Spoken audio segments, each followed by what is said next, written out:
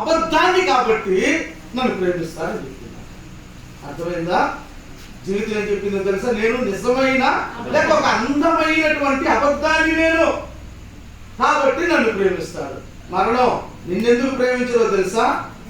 నీవు నిజమైన లేక చేదైన నిజాన్ని నువ్వు కాబట్టి ప్రజలందరూ కూడా నీకు భయపడతారు అని చెప్పింది. మొదటి ప్రశ్నకి రాత్రి సమాధానం ఇస్తున్నారు ప్రభు వారు. మరణము అందరికీ సంప్రాప్తమైంది. రోమీయులకు రాసిన పత్రిక 5వ అధ్యాయంలో మనం చదివినప్పుడు యుక్త కాలమున భక్తిహీనుల కొరకు ప్రభు అయిన యేసుక్రీస్తు వారు చనిపోయాడు. Praise the Lord. హల్లెలూయా. తల్లిగారు అన్నమ్మ గారు ఈ లోకంలో తాము యాత్ర చేసిన కాలంలో ఈ విధంగా ఎన్నో ఆదరణ కూడికలకు వెళ్ళి ఉండొచ్చు కదా, ఎన్నో జ్ఞాపకార్థ కూడికల్లో పాల్గొని ఉండొచ్చు. రాత్రి మనందరం కూడా ఆ తల్లి యొక్క ఆదరణ లేక జ్ఞాపకార్థ కూడికలో మనం పాల్గొని ఉంటున్నాం. జ్ఞాపకం చేసుకోవాల్సినటువంటి విషయం ఏంటో తెలుసా? మరణమును చూడకుండా ఏ వ్యక్తి కూడా బ్రతకలేడు. ఏదో దినాన మరణం అనే ఆ స్టాప్ దగ్గర మనందరం కూడా దిగవలసిన వారమై ఉన్నాం. కాబట్టి బ్రతికినటువంటి ఈ 4 దినాల్లో యేసుక్రీస్తు వారిని మన స్వరక్షకుడిగా అంగీకరించాలి అని రాత్రి దేవుడు ఈ వాక్య భాగం ద్వారా మనం తెలియజేస్తున్నాడు. అక్కడక్కడ కొన్ని ఫ్లెక్సీలు మనం చూస్తాం. ఎవరైనా వ్యక్తి చనిపోయిన వెంటనే ఆ వ్యక్తికి ఒక ఫ్లెక్సీ ఒకటి ఏర్పాటు చేస్తారు కదా. ఓ పక్కనేమో డేట్ ఆఫ్ బర్త్, మరో పక్కనేమో డేట్ ఆఫ్ డెత్. ఓ పక్కన జననం, మరో పక్కన మరణం. పలాని సంవత్సరం పుట్టాడు అని రాస్తారు. ఇంకో పక్కనేమో పలానా రోజు చనిపోయాడని రాస్తారు. మన మధ్యలో ఏముంటుంది? ఓ చక్కని ఫోటో ఉంటుంది కదా. అదేనంట మనిషి యొక్క జీవితం. అటు పుట్టుకకు ఇటు చావుకు మధ్యలో ఉన్నదే మానవుని యొక్క జీవితం అయి ఉంది. కాబట్టి రాత్రి ఈ యొక్క ప్రశ్నకు దేవుని యొక్క సమాధానాన్ని మనం చూసినప్పుడు రోమీయులకు రాసిన పత్రిక చదువుదామా? 5వ అధ్యాయం 12వ వచనం.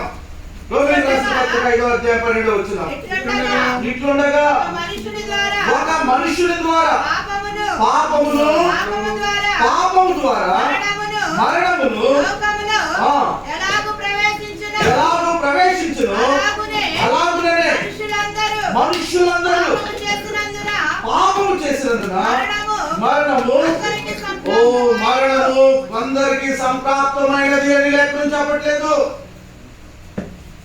నువ్వు ఏ స్థితిలో ఉన్నా, ఏ వ్యక్తివైనా, గొప్పవాడివైనా, పేదవాడివైనా, ఎవరు అయినా సరే దైవ గ్రంథం తెలియజేస్తుంది. దేవుని యొక్క వాక్యం, దేవుని యొక్క మనసు పరిశుద్ధ గ్రంథం తెలియజేస్తా ఉంది. మరణము అందరికీ సంప్రాప్తమవుతుంది. కాబట్టి ఈ యొక్క రాత్రికాల సమయంలో కీర్తనకారుడు చెబుతున్నాడు, మనిషి యొక్క జీవితం గడ్డి పువ్వు లాంటిదని వాక్యం సెలవిస్తా ఉంది. మనిషి యొక్క జీవితం నీటి మీద ఆవిరి వంటిది అని దేవుని యొక్క లేఖనము సెలవిస్తా ఉంది. ఏ క్షణాన ఏమి జరుగుతుందో తెలియనటువంటి పరిస్థితి మనిషి యొక్క జీవితం. కాబట్టి ఈ 3 నాళ్ళ జీవితంలో ప్రియులారా, ఈ అల్పమైనటువంటి జీవితంలో ప్రభువు లేకుండా మనము జీవించకూడదు. రాత్రి మొదటి ప్రశ్న, ఎవరైనా ఉన్నారా మరణాన్ని చూడకుండా అంటే ఎవరు కూడా లేరు. రెండో ప్రశ్నకి వెళ్దాం. యోబు గ్రంథం చూడండి దయచేసి. 14వ అధ్యాయము 10వ వచనం. యోబు గ్రంథం 14వ అధ్యాయం 10వ వచనం చదువుకుందాం. అయితే నరులు మరణమై కదలలేక పడియుందురు. నరులు ప్రాణము విడిచిన తరువాత వారు ఏమవుతారు? రెండో ప్రశ్న. ఎంత చక్కని ప్రశ్న అండి. మనుషులు మరణమైన తర్వాత ఏమవుతారు? ఎవరికి తెలుసండి ఏమవుతారు కదా. నువ్వు వాళ్ళు చూసేసావా అనేసి అంటారు కదా. చావు తర్వాత ఇక మనిషి జీవితం ఏంటి? చావేనా జీవితానికి ముగింపు, లేక ఇంకేమైనా ఉందా అనేసి అంటే యోబు భక్తుడు అడుగుతున్నాడు ఈ మాట. నరులు మరణమైన తర్వాత ఏమవుతారు? పరిశుద్ధ గ్రంథంలో, పురాతనమైనటువంటి గ్రంథాల్లో యోబు గ్రంథం ఒకటి. యోబు అనే భక్తుడు చచ్చిన తర్వాత నరుడు ఏమవుతారు అని అడుగుతూ ఉంటే దేవుడు ఒక చక్కని సమాధానాన్ని ఇస్తూ ఉన్నాడు. ఏమని సమాధానం ఇస్తున్నాడో తెలుసా దేవుడు? ఆ ప్రశ్నకు చనిపోయిన తర్వాత మనుషులు ఏమవుతారు అనే దానికి సమాధానంగా దేవుడు ఇచ్చాడు. ఆ వ్యక్తి తనకంటే ముందు కానీ తన తర్వాత కానీ అతని వంటి జ్ఞానం కలిగిన వాడు ఈ లోకంలో ఎవరు కూడా లేరు అని చెప్పి దేవుడు ఒక వ్యక్తి గురించి సాక్ష్యం ఇచ్చాడు. మీకు అర్థమయ్యేపోయి ఉంటుంది కదా ఆ వ్యక్తి ఎవరో. ఆ వ్యక్తి దైవ గ్రంథంలో 3 పుస్తకాలు రాస్తూ వచ్చాడు. సామెతలు, పరమగీతము, ప్రసంగి అనే 3 గ్రంథాలు రాస్తూ వచ్చాడు. ఎవరంటే ఆయన సొలొమోను రాజు, దావీదు కుమారుడైనటువంటి సొలొమోను. ఏ ప్రశ్న? ఇప్పుడు రెండో ప్రశ్న ఏంటి? మనుషులు మరణమైన తర్వాత ఏమవుతారు అనే రెండో ప్రశ్నకు జ్ఞాని అయినటువంటి సొలొమోను చక్కని సమాధానం చెప్పాడు. చదువుదామా దయచేసి? ప్రసంగి గ్రంథం 12వ అధ్యాయం 7వ వచనం. 12వ అధ్యాయం 7వ వచనం. నరులు మరణమైన తర్వాత ఏమవుతారు? వెనుకటి వలె మరలా భూమికి జ్ఞాని చెబుతున్నాడు. సొలొమోను జ్ఞాని చెబుతున్న సమాధానం ఏంటో తెలుసా? రెండో ప్రశ్నకు మన్నైనది వెనుకటి వలనే మరలా భూమికి చేరును. ఆత్మ దాన్ని దయచేసిన దేవుని ఎదురు వెళ్తుంది. ప్రియులారా, మన్నైనది వెనుకటి వలనే మరలా భూమికి చేరుతుంది. మనం బ్రతికినంత కాలం దేవుని బిడ్డలారా ఈ రాత్రి జ్ఞాపకం చేసుకోండి. నువ్వు బ్రతికినంత కాలం మన్ను లేక మట్టి నీ కాళ్ళ కింద ఉంటుంది. మట్టిని తొక్కుకుండా తిరుగుతావు. ఒకసారి మన ప్రాణం పోయిన తర్వాత అదే మన్ను, అదే మట్టి మన దేహం మీదకి వస్తూ ఉంది. ఇక్కడ ప్రసంగి గ్రంథకర్త అయినటువంటి సొలొమోను చెబుతున్న మాట, మన్నైనది వెనుకటి వలనే మరలా భూమికి చేరుతుంది. ఆత్మ ఉంది. హల్లెలూయా. దేవుడు ఇచ్చినటువంటి ఆత్మ ఉంది. ఆ ఆత్మ ఎక్కడికి వెళ్తుందయ్యా అంటే, ఏ దేవుడైతే నీకు ఆత్మని ఇచ్చాడో, ఏ దేవుడైతే నీకు ఊపిరినిచ్చాడో, ఏ దేవుడైతే నువ్వు బ్రతుకోని చెప్పాడో, ఏ దేవుడైతే నిన్ను లింగాపాలెం ప్రాంతంలో నిలబెట్టాడో, బ్రతికించాడో, కుటుంబాన్ని ఇచ్చాడో, ఆ దేవుని ఎదురు వెళ్తుంది. ఎందుకు వెళ్తుందయ్యా ఆత్మ అంటే, పంపించినటువంటి దేవునికి లెక్క చెప్పడానికి వెళ్తుంది. దేవునికి మహిమ కలుగును గాక. చనిపోయిన తర్వాత మనుషులు ఏమవుతారయ్యా? నీ ఆత్మ దేవుని ముందు నిలబడి దేవునికి లెక్క చెప్పాలి. దేవుడు అడుగుతాడు, భూలోకాన్ని పంపించాను, నిన్ను 70 సంవత్సరాల ఆయుష్కాలాన్ని ఇచ్చాను, బిడ్డలు ఇచ్చాను, నీకు కావలసిన సకలాన్ని నేను ఇచ్చాను, నువ్వు ఏం చేశావు నా కొరకు? నువ్వు ఎలా బ్రతికావు? నా కొరకు ఏదైనా నీతి కార్యాలు చేసావా? నా కొరకు నువ్వు ప్రయాసపడ్డావా అని ప్రభు అడగడా? ఖచ్చితంగా ఆయన అడిగేవాడిగా ఉన్నాడు. కాబట్టి ఇక్కడ తాను జరిగించిన క్రియల చొప్పున అవి మంచివైనను సరే చెడ్డవైనను సరే దేహంతో జరిగించిన వాటి ఫలము ప్రతి వాడు పొందినట్లు మనమందరము క్రీస్తు న్యాయపీఠం ఎదుట ప్రత్యక్షం మనందరం కూడా మన దేహముతో జరిగించినటువంటి కార్యాలన్నిటిని బట్టి ఎవరికి ముందు నిలబడాలంట? క్రీస్తు న్యాయపీఠం ఎదుట నిలబడాలి. కాబట్టి ఏమవుతారు చనిపోయిన తర్వాత అనేసి అంటే, నీ ఆత్మ దేవుని యొద్దకు వెళ్ళిపోతుంది. ఈ విషయాన్ని జ్ఞాపకం చేసుకోవాలి. ఇక్కడ మనం జ్ఞాపకం చేసుకున్న తర్వాత ఆ శరీరము మట్టిలో నుండి వచ్చింది కాబట్టి అది మరలా మన్నైపోతుంది. ఆదామును ఏమన్నాడు దేవుడు ఆది కాండంలో?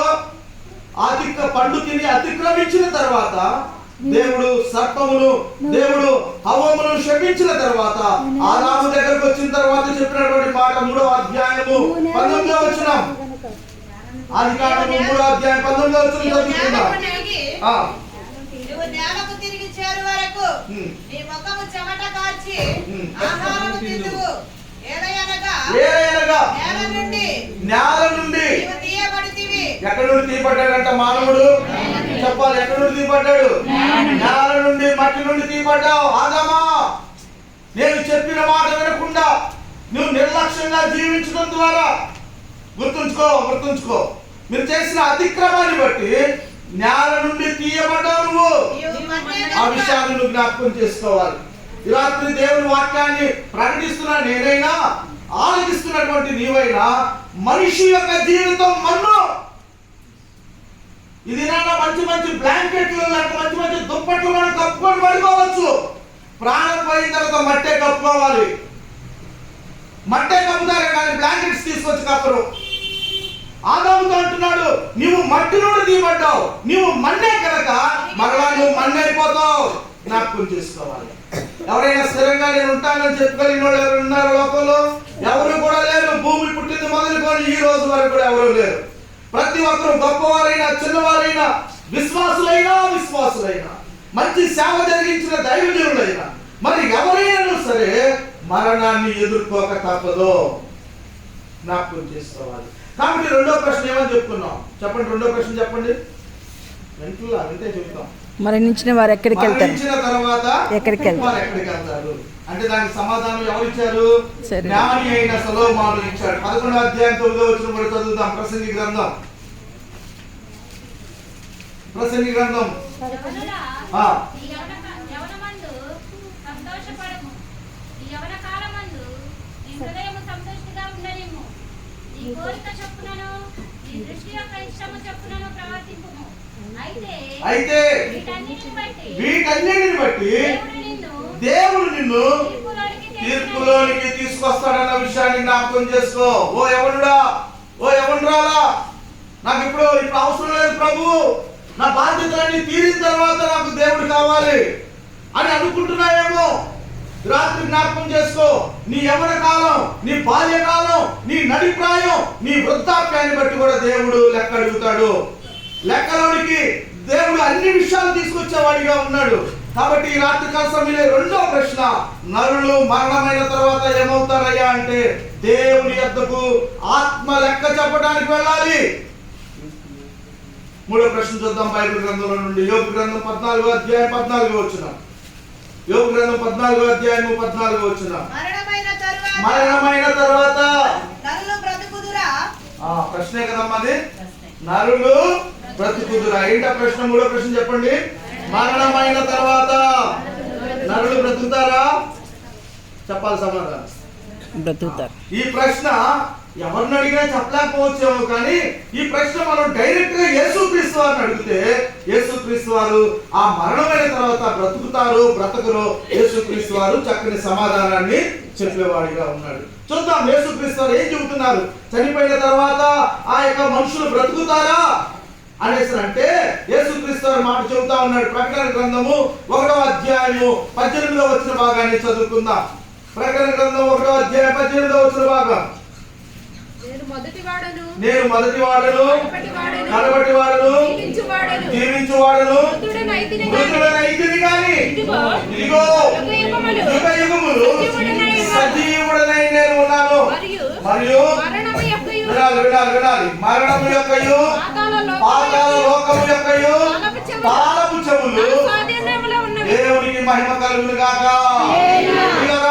ఈ మూడో ప్రశ్న, మరణమైన తర్వాత నరుడు బ్రతుకుతారా అంటే యేసుక్రీస్తు వారు చక్కని సమాధానం ఇస్తా ఉన్నాడు. నేను మొదటి వాడను కడపటి వాడను, ఇదిగో మృతుడైతుని గాని చనిపోయాను గాని యుగ యుగములు నేను సజీవుడని చెబుతున్నాడు. దేవునికి స్తోత్రం కలుగును గాక. రాత్రి మనం సజీవుడైనటువంటి దేవుని ఆరాధిస్తా ఉన్నాం. యేసుక్రీస్తు వారు సజీవుడు. ఆయన చెప్పిన మాట ఏంటి? మరణం యొక్క తాళపు చెవులు పాతాళం యొక్క తాళపు చెవులు నా వశంలో ఉన్నాయి. మరణం యొక్క తాళాలు దేవుని వశంలో ఉన్నాయి, పాతాళం యొక్క తాళపు చెవులు దేవుని వశంలో ఉన్నాయి. కాబట్టి ఈ రాత్రి యేసుక్రీస్తు వారు ఇస్తున్నటువంటి చక్కని సమాధానము, ప్రియమైనటువంటి దేవుని బిడ్డలారా, చనిపోయిన వారు బ్రతుకుతారు. యోహాను సువార్త 5వ అధ్యాయంలోకి వెళ్దాం. 25వ వచనం. యోహాను సువార్త 5వ అధ్యాయం 25వ వచన భాగం చదువుదాం. మృతులు దేవుని కుమారుని శబ్దము విని గడియ వచ్చుతున్నది, అది ఇప్పుడే వచ్చి ఉన్నది, దాన్ని వినువారు బ్రతుకుతారు అని చెబుతూ ఉన్నాడు. దేవుని స్తోత్రం కలుగును గాక.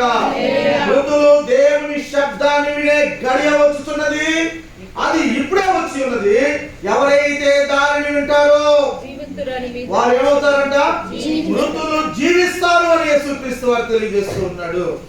కాబట్టి నా ప్రియమైనటువంటి దేవుని బిడ్డలారా, ఈ రాత్రి కాల సమయంలో క్రీస్తునందు మృతి నొందిన మృతులు ధన్యులు అని దైవ లేఖనము తెలియజేస్తా ఉంది. యేసుక్రీస్తు వారు జీవాధిపతి. ఆయన చనిపోయే వారిని బ్రతికించే దేవుడై ఉన్నాడు. పరిశుద్ధ గ్రంథంలో నుండి మార్కు సువార్తలో మనం చూస్తాం 5వ అధ్యాయం 41వ వచనంలో అక్కడ ఒక అధికారి మనకు కనబడుతున్నాడు. అతని పేరు యాయీరు. అతనికి ఉన్నటువంటి ఒక్కగానొక్క కుమార్తె చనిపోయిన ఒక సందర్భంలో, చనిపోయినప్పుడు అతను ఏం చేశాడో తెలుసా? పరుగున యేసుక్రీస్తు వారి యొద్దకు వచ్చాడు. ఆయన అధికారి అయినప్పటికీ కూడా తన అధికారాన్ని ప్రభువు ముందు ఉపయోగించలేదు. ప్రభు దగ్గరికి వచ్చాడు, దీనుడుగా సాత్వికుడుగా ప్రభువుని గోదాడుతున్నాడు. ఏమని చెప్పాడో తెలుసా? అయ్యా నా కుమార్తె ఇప్పుడే అనే మాట జ్ఞాపకం చేసుకోండి. ఎప్పుడంట? అందరూ మాట్లాడాలి. ఇప్పుడే చనిపోయింది. అధికారి కదా, చనిపోయిన తర్వాత యేసుక్రీస్తు వారు ఏం చేస్తాడు? చనిపోక ముందు ఏమైనా వైద్యం చేస్తాడేమో అనుకోవచ్చు. కానీ అధికారి కుమార్తె చనిపోతే అధికారంలో ఉన్నటువంటి వ్యక్తి ప్రియులారా యేసుక్రీస్తు వారి యొద్దకు వచ్చి చెబుతున్నాడు, అయ్యా నా కుమార్తె ఇప్పుడే చనిపోయింది, నీవు వచ్చి ఆమెను బ్రతికించగలుగుతావు కదా అనేసి అని వేడుకున్నాడు. చదవండి దయచేసి మార్కు సువార్త 5వ అధ్యాయం 41వ వచనం. ఆ చిన్నది యేసుక్రీస్తు వారు వెళ్ళాడు, అధికారితో మాట్లాడి యేసుక్రీస్తు వారు అధికారితో కలిసి ఇంటికి వెళ్ళాడు. ఆ ఇంటికి వెళ్ళిన తర్వాత ఆ ఇంటిలోనికి వెళ్ళి యేసుక్రీస్తు వారు ఆ చిన్నదాన్ని చేపట్టుకొని చిన్నదానా తలితాకుమి అనేసి అని చెప్పని యేసుక్రీస్తు వారు పలుకుతూ వచ్చారు. దేవునికి స్తోత్రం కలుగును గాక. యేసుక్రీస్తు వారి నోటి నుండి ఒక శబ్దం, చనిపోయినటువంటి కుమార్తె. ఆమె ఎప్పుడు చనిపోయింది? నెల చనిపోయిందా? మన చనిపోయిందా? ఇప్పుడే, రైట్ నౌ ఇప్పుడే చనిపోయింది. చనిపోయినటువంటి ఆ కుమార్తెను యేసుక్రీస్తు వారు ఇన్స్టాంట్ గా అప్పటికప్పుడే బ్రతికించిన వాడిగా కనబడుతూ ఉన్నాడు. రెండోదిగా ప్రియమైనటువంటి దేవుని బిడ్డలారా, లూకా సువార్త 7వ అధ్యాయంలో నాయిన్ అనే గ్రామంలో ఒక విధవరాలి యొక్క కుమారుడు చనిపోయాడు. పాడి మీద అతన్ని పెట్టుకొని ఊరి బయట తీసుకెళ్తున్నారు సమాధి చేయడానికి. ఆ సమయంలో యేసుక్రీస్తు వారు ఆ ప్రాంతానికి వచ్చాడు. ఆ నాయిన్ అనే ప్రాంతంలోకి వచ్చి ఆ విధవరాలి యొక్క ఏడుపుని చూసి, ఆ విధవరాలి యొక్క కన్నీటిని చూసి కదిలించబడిన వాడై కనికరంతో నింపబడినటువంటి యేసుక్రీస్తు వారు పాడెను ముట్టినట్లుగా లేఖనం సెలవిస్తా ఉంది. పాడెను ముట్టి ఏం చేశారంట?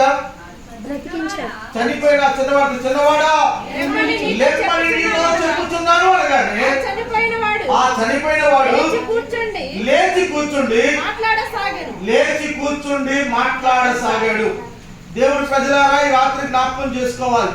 నిలబడి నేనైనా కూర్చున్నా మీరైనా దేవునితో మాట్లాడే అనుభవం కలిగి ఉండాలి. మాట్లాడిన వాడు ఏమవుతాడు? మాట్లాడిన వాడు మృతుడితో సమానం. యేసుక్రీస్తు వారు పడుచువాడు ఏమన్నాడు తెలుసా? అతన్ని ముట్టి చిన్నవాడా లేమని చెప్పగానే అతను లేచి కూర్చొని మాట్లాడుతున్నాడు. ఆత్మీయ భావం ఏంటంటే ప్రభుతో మాట్లాడిన వాడు, ప్రార్థన చేయని వాడు, ప్రభు సన్నిధిని వెతకని వాడు, ప్రభుతో గడపని వాడు ఎవరైనా అతను మృతుడితో సమానం. ఇక్కడ సమాధికి వెళుతున్నటువంటి యవనస్తుడిని యేసుక్రీస్తు వారు బ్రతికించాడు.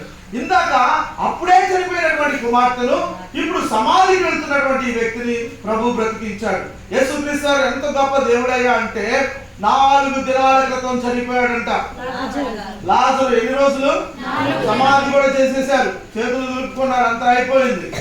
యేసుక్రీస్తు వారు అటువంటి వ్యక్తిని కూడా బ్రతికించాడు, మనందరికీ తెలిసిన విషయాలే. కాబట్టి 4 దినాల క్రితం చనిపోయినా, సమాధికి వెళుతున్నా, ఇప్పుడే చనిపోయినా నా దేవుడు ఎలాంటి వాడు? ఆయన బ్రతికించగలిగినటువంటి సమర్థుడు. దేవునికి మహిమ కలుగును గాక. ఈ రాత్రి 3వ ప్రశ్న ఏంటయ్యా అంటే, చనిపోయిన వారు బ్రతుకుతారా? ఎగ్జాక్ట్లీ బ్రతుకుతారు. బ్రతికిన వారు ఏం చేస్తారు? ఇక్కడ యేసుక్రీస్తు వారు ప్రజలను 2 భాగాలుగా డివైడ్ చేయబోతున్నాడు. యోహాను సువార్త 5వ అధ్యాయము 29వ వచనం. ఎవరైతే మేలు చేస్తారో వారు జీవ పునరుద్ధారమునకును, కీడు చేసిన వారు తీర్పు పునరుద్ధారమునకును. చనిపోయిన వారిలో విశ్వాసులు చనిపోవచ్చు, అవిశ్వాసులు చనిపోవచ్చు కదా. ఒక దినాన వాళ్ళందరూ బ్రతికిన తర్వాత అక్కడ దేవుడు డివిజన్ చేస్తాడంట. వాళ్ళని 2 భాగాలుగా విడదీస్తాడు. మేలు చేసిన వారు జీవ పునరుద్ధారం వైపు వెళ్తారు, కీడు చేసిన వారు ఎక్కడికి వెళ్తారంట? తీర్పులోనికి వెళ్తారు. కాబట్టి ఈ రాత్రి 3వ ప్రశ్న చాలా చక్కని సమాధానాన్ని ప్రభు మనకి అనుగ్రహిస్తూ వచ్చాడు. కాబట్టి మరొక వాక్యం చూసుకుందాం. రోమీయులకు రాసిన పత్రిక 7వ అధ్యాయం. రోమీయులకు రాసిన పత్రిక 7వ అధ్యాయము 24వ వచనం. అయ్యో నేను ఎంత దౌర్భాగ్యుడను, ఇంటి మరణమునకు లోనగు శరీరం నుండి నన్ను ఎవరు? ఇది కూడా ప్రశ్నేనా? ఈ ప్రశ్న ఎవరేశారు? మామూలు వ్యక్తి అడగలేదు. ఈ ప్రశ్న అడిగినటువంటి వ్యక్తి ఎలాంటి వాడయా అంటే, ప్రియమైనటువంటి దేవుని బిడ్డలారా, ఇతను ఒక అసమానమైనటువంటి వ్యక్తిగా మనం చూస్తున్నాం. టార్స్ అనే ఒక గొప్ప యూనివర్సిటీలో అనేక రకాలైనటువంటి పట్టభద్రుడైనటువంటి ఒక వ్యక్తి. మతపరంగా చూస్తే యోగా మతంలో, పరంగా చూస్తే నిష్ఠా గరిష్ఠులు కలిగినటువంటి వాడుగా పౌలు గారు మనకు కనిపిస్తా ఉన్నాడు. అంత గొప్ప దైవజనుడైనటువంటి పౌలు గారు వీళ్ళరా ఈ రాత్రి ఒక ప్రశ్న అడుగుతున్నాడు. ఏంటి ఆ ప్రశ్న అంటే, ఇట్టి మరణమునకు లోనగు శరీరం నుండి నన్ను ఎవరు విడిపిస్తారు? ప్రశ్న. నాకు ఎవరు రక్షిస్తారు? నాకెవరు మేలు చేస్తారు? బెతెస్దా కోనేటి దగ్గర ఒక వ్యక్తి పడి ఉన్నాడు. వాడు అప్పటికి చాలా కాలం నుండి పడి ఉంటే యేసుక్రీస్తు వారు చూసి ఆ వ్యక్తి అందుకు వెళ్ళి అంటున్నాడు, బాబు బాగుపడాలని, స్వస్థపడాలని నువ్వు ఆశ కలిగి ఉన్నావా అని ప్రభు వారు అడుగుతున్నప్పుడు ఆ వ్యక్తి చెప్పిన సమాధానం ఏంటో తెలుసా? అయ్యా, కోనేటిలోనికి దిగాలని ఆశ అయితే నాకుంది, కానీ నాకు సహాయం చేసేవారు ఎవరు కూడా లేరని చెప్పారు. ఎవరు లేరంట? ఎవరు లేరు? హెల్ప్ చేసేవాళ్ళు లేరండి, నాకు ఆదుకునే వాళ్ళు లేరు, నన్ను కాపాడే వాళ్ళు లేరు. నాకు ప్రియులు ఒక సాక్ష్యం చెబుతా ఉన్నారు. వృద్ధాప్యంలో ఉన్నటువంటి తల్లి, నడవలేనటువంటి పరిస్థితిలో సహోదరులు అన్నగారు సహాయం చేశారు అని ప్రియుల ఆ కృతజ్ఞత మర్చిపోకుండా వారి తల్లిగారికి చేసినటువంటి విషయం చెప్పుకుంటూ దేవుని మహిమపరుస్తూ వచ్చారు. ఈ రాత్రి జ్ఞాపకం చేసుకోవాలి, మానవుని యొక్క ప్రశ్న ఏంటో తెలుసా? నాకు సహాయం చేసేవారు ఎవరూ లేరు, నన్ను ఆదుకునే వాళ్ళు ఎవరూ లేరు. యవనస్తుడు యేసుక్రీస్తు వారి వద్దకు వచ్చి అడుగుతున్న ప్రశ్న, నిత్య రాజ్యంలోకి వారసుడు అవ్వాలంటే నేనేం చేయాలి? వాక్యుడు చెప్పండి, నేనేం చేయాలి? ఇది మానవుడు ప్రశ్నల చేత నింపబడ్డాడు, అనుమానాల చేత నింపబడ్డాడు, అక్కర్ల చేత నింపబడ్డాడు. దైవజనుడైనటువంటి పౌలు అంటున్నాడు, ఇట్టి మరణమునకు లోనగు శరీరం నుండి, ఈ మరణకరమైనటువంటి శరీరం నుండి నన్ను ఎవరు విడిపిస్తారు అని ప్రశ్న వేశాడు. ఆయన వేసిన ప్రశ్నకు ఆయనే సమాధానం చెప్పాడు. హల్లెలూయా. చదవండి రోమీయులకు రాసిన పత్రిక 8వ అధ్యాయము 2వ వచన భాగం. రోమీయులకు రాసిన పత్రిక 8వ అధ్యాయం 2వ వచనం. క్రీస్తు యేసునందు జీవమునిచ్చు ఆత్మయందు, ఆత్మ యొక్క నియమము అమ్మా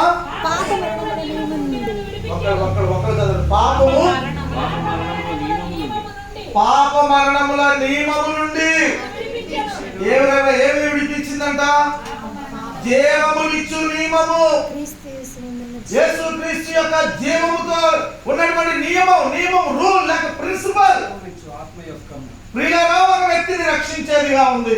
ఈ రాత్రి కాల సమయంలో నాకు ఇప్పుడు రక్షణ అవసరం లేదు అనేసి అనుకుంటే ఏ క్షణాన ఏమి జరుగుతుందో మనకు తెలియదు. కాలాలు, సమయాలు మానవ వశంలో లేవు, అది దేవుని వశంలో ఉంది అన్న వాస్తవాన్ని జ్ఞాపకం చేసుకోవాలి. నీ ఆయుష్ దేవుని వశంలో ఉంది, నీ సమయం దేవుని చేతిలో ఉంది.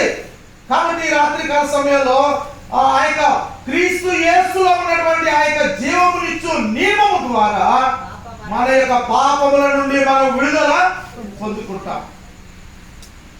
పాపం నుంచి విడిపించబడ్డావా? ఈ బ్రతికున్న ఈ 4 దినాల్లోనే ప్రభు యొక్క పాదములు మనం పరుచుకోవాలి. సువార్తలో ఒక ధనవంతుడు మనం చూస్తాం. ఆ ధనవంతుడు పక్కనే ఒక పేద లాజరు కూడా ఉన్నట్లుగా మన వాక్య భాగంలో మనం చదువుతాం. ధనవంతుడి కళ్ళు ఎక్కడ తెరవబడ్డాయో తెలుసా? పాతాళంలో యాత్ర పడుతూ కేకలు పెడుతూ అక్కడ ఏడుస్తూ ఉన్నాడంట, నన్ను కాపాడండి అని. అవకాశం ఏమైనా ఉందా?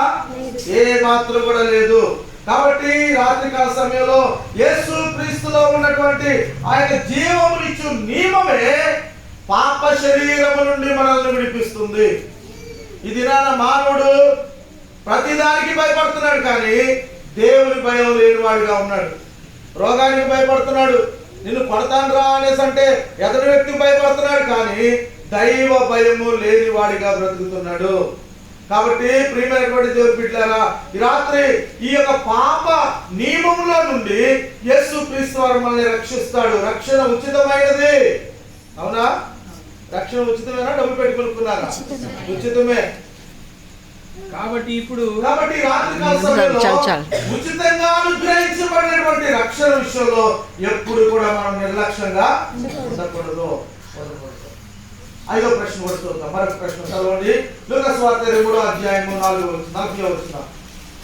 వాక్యాన్ని ముగిస్తున్నాను. లూకా సువార్త 23వ అధ్యాయము 40వ వచనం. అయితే రెండవ వాడు వారిని గద్దించి నీవు అదే శిక్ష విధిలో ఉన్నావు కదా, దేవునికి భయపడవా. అయిపోయిందండి వర్తమానం. ప్రార్థన చేసుకోవాలి. చెప్పండి, ఇప్పుడు ప్రశ్న ఏంటి? చెప్పండి. వెనక్కి వచ్చిన వాడు సంఘ ప్రార్థనలో చాలాసేపు ప్రార్థన చేసి అలసిపోయినట్టున్నారు. చెప్పండి. ఇప్పుడు లాస్ట్ ప్రశ్న ఏంటి చెప్పండి అమ్మా. నువ్వు దేవునికి భయపడవా? మానవుడా, నువ్వు దేవునికి భయపడవా? యేసుక్రీస్తు వారికి ఇరువైపులా సిలువ వేయబడ్డారు దొంగలు. యేసుక్రీస్తు వారు మధ్యలో ఉన్నారు. యేసుక్రీస్తు వారు మధ్యలో ఉండటానికి ఇష్టపడతాడు. హల్లెలూయా. ఎక్కడ 2-3 నా నామమున కూడి ఉంటారో వారి మధ్యలో నేను, వారి పక్కన నేను ఉంటానని చెప్పాడా? వారి మధ్యలో నేను ఉంటానని చెప్పాడు. 7 దీపస్తంభముల మధ్య సంచరించేవాడు. 7 దీపస్తంభముల మధ్య సంచరించేవాడు. మధ్య భాగంలో ఉంటాడు యేసుక్రీస్తు వారు. రెండో రాకడలో యేసుక్రీస్తు వారు ఎక్కడికి వస్తారు? మధ్య ఆకాశానికి వస్తాడు. దేవునికి మహిమ కలుగును గాక. మధ్యలో ఉన్నటువంటి యేసుక్రీస్తు వారు, ప్రియమైనటువంటి దేవుని బిడ్డలారా, ఇక్కడ ఈ యొక్క సిలువలో ఉన్నటువంటి దొంగ అంటున్నాడు, ఒక వ్యక్తి ఏమో రక్షణ పొందినవాడు లేక రక్షణ పొందడానికి తీర్మానించుకున్నటువంటి వ్యక్తిగా కనబడుతున్నాడు. మరొక వ్యక్తి ఏమో రక్షణ లేనటువంటి వాడి వ్యక్తిగా కనబడతా ఉన్నాడు. ఒక వ్యక్తి అంటున్నాడు కదా, అరే నువ్వు దేవునికి భయపడవా? మొదటి ప్రశ్న ఏంటంట? మరణాన్ని చూడకుండా ఎవరైనా బ్రతుకుతారా అనేసి అంటాడు. ఈ ఆఖరి ప్రశ్నకు సమాధానం ఏంటో తెలుసా ప్రియమైనటువంటి దేవుని బిడ్డారా? చనిపోయే ముందు ఈ దొంగ ఈ ప్రశ్న అడుగుతా ఉంది, అరే నీవు కూడా శిక్షా విధిలోనే ఉన్నావు కదయ్యా, పాపం అనే శిక్షా విధిలోనే ఉన్నావు కదా, మరి నువ్వు దేవునికి భయపడొద్దా? దేవునికి భయపడవా? బైబిల్ గ్రంథంలో ఒక అధికారి ఉన్నాడంట లూకా సువార్తలో. ఆ అధికారి ఎలాంటి వాడో తెలుసా? లూకా సువార్త 18వ అధ్యాయంలో మనం చదువుతాం. అతడు దేవునికి భయపడకయు మనుషులను లక్ష్య పెట్టకయు ఉండు ఒక న్యాయాధిపతి. ఆయన జడ్జి కాదు. ఆయన మరి హైకోర్టు జడ్జి, జిల్లా కోర్టు జడ్జి మనకు తెలియదు. ఈ జడ్జి ఎలాంటి వాడో తెలుసా? న్యాయం చెప్పవలసినటువంటి జడ్జి కాదు, న్యాయ తీర్పు ఇవ్వాల్సినటువంటి జడ్జి గారి గురించి ప్రభు రాపించాడు అక్కడ. ఆయన ఎలాంటి వాడు? మనుషులను లక్ష్య పెట్టడు, దేవునికి భయపడడు. అటువంటి అన్యాయస్తులైనటువంటి ఆ జడ్జి దగ్గరికి ఎవరు వెళ్ళారు? విలువ ఉందా సమాజంలో విధవరాలకి? ఈ రోజుల్లో విలువ లేదు, ఆ రోజుల్లో ఇంకా మరి భయంకరంగా ఉంది. ఆమె ఇల్లు దాటి బయటకు రావడానికి వీల్లేదు. సమాజంలో విలువ లేదు ఆమెకి. అటువంటి విలువ లేని విధవరాలు అన్యాయస్తులైనటువంటి అధికారి దగ్గరికి వెళ్ళి గోజాడిందంట. ఈ రాత్రికాల సమయంలో ప్రియులారా, 5వ ప్రశ్న, నువ్వు దేవునికి భయపడవా? పెద్దవాడువైనా చిన్నవాడువైనా దైవ భయం కలిగి మనం ఉండాలి. ఈ రాత్రి ఈ ప్రశ్నకు సమాధానం ఎవరు చెబుతారు? సొలొమోను చెబుతాడా? యేసుక్రీస్తు వారు చెబుతాడా? మనమే చెప్పాలి. దావీదు చెప్పాలా? నువ్వే చెప్పాలా? మనమే చెప్పాలి. ఈ ప్రశ్నకు సమాధానం. నువ్వు దేవునికి భయపడతావా? పాపానికి దూరంగా ఉండు. నువ్వు దేవునికి భయపడతావా? గడిచిపోయిన దినాలు ఎలాగో గడిచిపోయిన లిమిట్ విడిచిపెట్టేసాయి. ప్రభు పాదాలు ఎత్తుకొచ్చినప్పుడు క్షమిస్తాడు. నువ్వు దేవునికి భయపడతావా? సన్మార్గంలో నడువు. లేదయ్యా నేను లోకానుసారంగా బ్రతుకుతాను అంటే శిక్ష ఉంది, తీర్పులో నిలబడాలి. అక్కడ అగ్ని ఆరదు, పురుగు చావదు. కాబట్టి రాత్రికాల సమయంలో దైవ భయం కలిగి మనం ఉండాలి. ప్రభు దగ్గరికి వెళ్ళినటువంటి దాసురాలి రాత్రి ఈ కూడిక ద్వారా మనకు తెలియజేసిన విషయం ఏంటో తెలుసా? మానవ యొక్క హృదయంలో అనేకమైన ప్రశ్నలు ఉండొచ్చు, కానీ దేవుడు చక్కని సమాధానాన్ని ఇస్తాడు. ఈ రాత్రి మనం దేవునికి భయపడుతూ ఆయన అడుగుజాడలో మనం నడుస్తూ ప్రభువుకి దగ్గరగా లోకానికి దూరంగా మనం బ్రతికినప్పుడు దేవుని యొక్క సన్నిధిలో మనం కూడా ఒక దినాన్ని నిలబడతాం. ఆ నిలబడాలనే ఆ కోరికను కలిగి ఉన్నట్లయితే ఈ రాత్రి ఒక చక్కని తీర్మానాన్ని మన జీవితాల్లో మనము కలిగి ఉంటాం. మనం చనిపోక ముందే మనం బ్రతికున్నప్పుడే ఏదో దినాన్ని యాత్రను ముగించుకుంటాం. వాక్యం ఏం చెబుతా ఉంది? ఈ లోకంలో మనము యాత్రికులము, పాఠశాలలో పరదేశులం. మంగళగిరి వెళ్ళాం, విజయవాడ వెళ్ళాం షాపింగ్ చేయడానికి. షాపింగ్ చేసుకున్నాం, తిరిగి మన ఇంటికి మనం వచ్చినట్లుగా ఏదో దినాన ఈ లోకాన్ని మనం విడిచిపెట్టి ఊరి బయట ఉన్న సమాధులంట మనం ప్రయాణం చేసేటప్పుడు నవ్వుకుంటా ఉంటాయి అంట. మనం చూసి వాక్యం ముగిస్తున్నాను, అయిపోయింది. సమాధులు చూసి నవ్వుతా ఉంటాయి అంట. మనం చూసి చాలా స్పీడ్ గా హడావుడిగా టెన్షన్ గా వెళ్తా ఉంటాం కదా. మనం చాలా ఆలస్యమైంది అంట. సమాధులు చూసి నవ్వుకుంటాయి అంట, చెప్పుకుంటాయి అంట. అబ్బా భలే వెళ్తున్నారా వీళ్ళు హడావుడిగా, వీళ్ళు ఏదో ఒక రోజు మన దగ్గరికి ఖచ్చితంగా మీరు అందరూ వస్తారా బాబు, కొద్దిగా వెనకైనా ముందైనా వస్తారు. మన ఇంటి మీదగా వెళ్తున్నటువంటి సమాధి పెట్టి చెబుతుంది. మన ఇంటి మీద వెళ్తున్నటువంటి సమాధి పెట్టిని మోసుకుని వెళ్తారు కదా, అవి చెబుతా ఉన్నాయి. మీరు కూడా రేపు కానీ ఎల్లుండి కానీ రాత్రి ప్రియమైనటువంటి దేవుని బిడ్డారా, మనల్ని ప్రభు ప్రశ్న అడుగుతున్నాడు. నువ్వు భయపడతావా దేవుడికి? లోపడతావా? మరణం రాకముందే దేవుడు ఈ యొక్క జీవితాన్ని నీకు అనుగ్రహించినప్పుడే, నీవు క్షేమంగా ఉన్నప్పుడే, కష్టకాలం రాకముందే, దుర్దినములు రాకముందే ప్రభువైన యేసుక్రీస్తు వారిని నీ రక్షకుడిగా నువ్వు అంగీకరించి ఆ రక్షణ మార్గంలో నువ్వు నమ్మకంగా బ్రతకాలి అని రాత్రి ప్రభు కోరుకుంటున్నాడు. దేవుడు తన మాటలు జీవించుగాక. ప్రార్థన చేసుకుందాం. దయచేసి కళ్ళు మూసుకోండి. ప్రార్థన చేసుకుందాం.